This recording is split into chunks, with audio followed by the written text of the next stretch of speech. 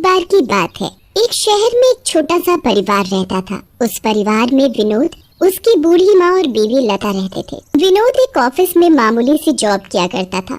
विनोद और लता एक दूसरे के साथ बहुत हंसी खुशी रह रहे थे, पर उनके जीवन में बस एक चीज की कमी थी, वो ये कि उनका कोई भी बच्चा नहीं था। एक दिन लता अपने कमरे में बैठी रो रही थी, तभी उसकी सास वहाँ आती है। क्या हुआ बहू, रो क्यों रही हो? माँ, हमारे घर में किसी चीज की कमी नहीं है, बेशक ये इतना नहीं कमाते पर फिर भी हम खुश हैं। बस मुझे एक ही चीज का दुख है, मैं भी चाहती हूँ कि दूसरों की तरह मेरा भी एक बच्चा हो।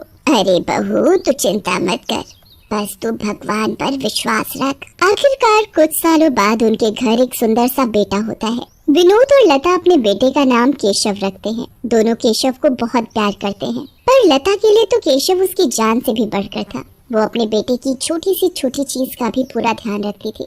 सुबह से लेकर रात तक लता बस केशव की देखभाल में ही लगी रहती थी।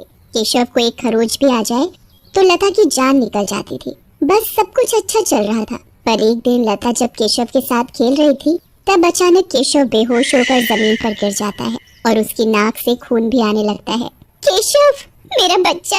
हे भगवान, क्या हो गया मेरे बच्चे को? लता की चीख सुनकर विनोद और विनोद की माँ जल्दी से बाहर आ जाते हैं। ये क्या हुआ केशव को? हमें जल्दी से इसे हॉस्पिटल लेकर जाना होगा। जल्दी से विनोद और लता केशव को हॉस्पिटल लेकर जाते हैं। डॉक्टर केशव को एडमिट कर लेते हैं। हमें बच्चे के कुछ टेस्ट करने होंगे। ऐसा क्या हो गया मेरे बच्चे को? देखिए, वो तो टेस्ट के बाद ही पता चलेगा। आपको जो ठीक लगे आप वो करो डॉक्टर साहब, बस मेरे बच्चे को ठीक कर दो। आप परेशान मत हो, आपका बेटा बिल्कुल ठीक हो जाएगा। डॉक्टर केशव के कुछ टेस्ट करते हैं और रिपोर्ट आने पर पता चलता है कि केशव को ब्रेन ट्यूमर है। डॉक्टर विनोद और लता से बात करता है। आज केशव की रिपोर्ट्स आ गई हैं। आपको थोड़ी हिम्मत रखनी होगी। हिम्मत क्यों? क्या हुआ मेरे बच्चे को? देखिए, उसे ब्रेन ट्यूमर है, वो बिल्कुल ठीक हो जाएगा, बस उसका ऑपरेशन करना पड़ेगा। हे भगवान, मेरा केशव, आप जल्दी से ऑपरेशन कर दो डॉक्टर, बस मेरे बेटे को ठीक कर दो। वो बिल्कुल ठीक हो जाएगा, आप बस ऑपरेशन के लिए 10 लाख रुपए जमा करा दीजिए। 10 लाख? हमारे पास तो 50,000 रुपए भी नहीं है। आप जल्दी से पैसों का इंतजाम कर लीजिए, क्योंकि हमें ये ऑपरेशन जल्द से जल्द करना होगा। डॉक्टर केशव को डिस्चार्ज कर देते हैं। विनोद और लता केशव को घर ले जाते हैं।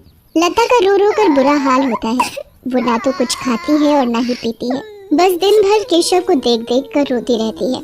एक रात लता को बहुत घबराहट हो रही होती है, इसलिए वो उठकर बाहर चली जाती है। बाहर बहुत अंधेरा होता है।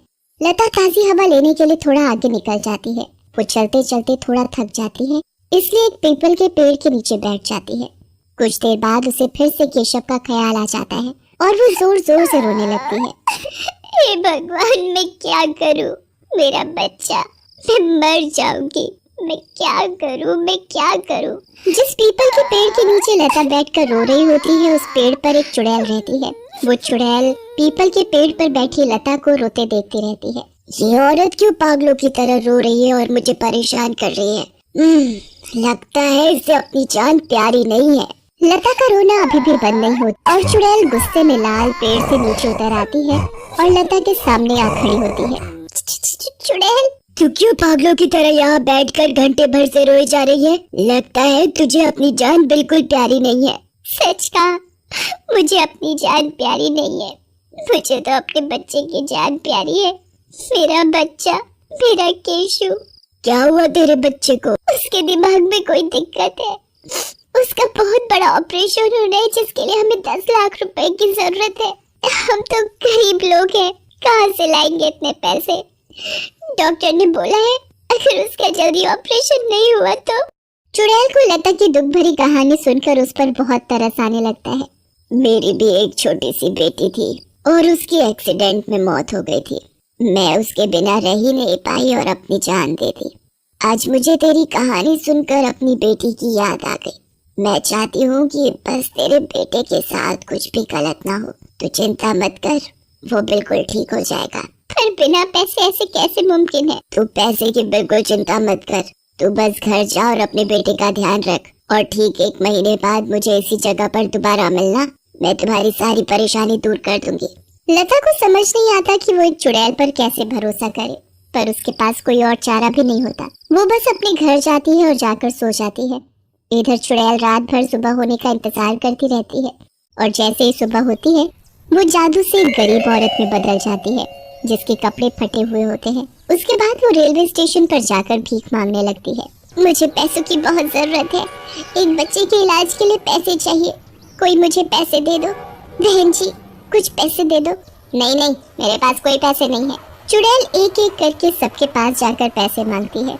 वो लोगों के आगे हाथ फैलाती है पर उसे कोई पैसे नहीं देता। अरे भाई साहब, कोई तो मुझे पैसे दे दो, मुझे सच में पैसों की बहुत जरूरत है। एक बच्चे के इलाज के लिए मुझे पैसों की बहुत जरूरत है। अगर पैसों का इंतजाम नहीं हुआ तो वो बच्चा बिना इलाज के मर जाएगा। ऐसी बहुत कहानियाँ सुनी है मैंने। कोई जरूरत नहीं है तुझे पैसों की। चल चल निकल यहाँ से। चुड़ैल थक हार कर वहीं रेलवे स्टेशन के एक कोने में जाकर बैठ जाती है। मेरी तो किसी ने भी मदद नहीं की। झूठ बोलकर भीख मांगने वाले भिखारियों की वजह से आज लोग मेरे सच पर भी यकीन नहीं कर रहे। अब मैं क्या करूं? चुड़ैल वहाँ बैठकर बस उस बच्चे की मदद के बारे में सोचती रहती है। फिर वो सोचते सोचते एक गाना गुनगुनाने लगती है। अरे वाह, ये औरत कितना अच्छा गाना गाए जा रही है। वो लड़की अपने पर्स से 50 रुपए निकाल कर उसको दे देती है। चुड़ैल बहुत खुश हो जाती है। तुम तो बहुत अच्छा गाना गाती हो, ये पैसे तुम्हारे गाने के लिए।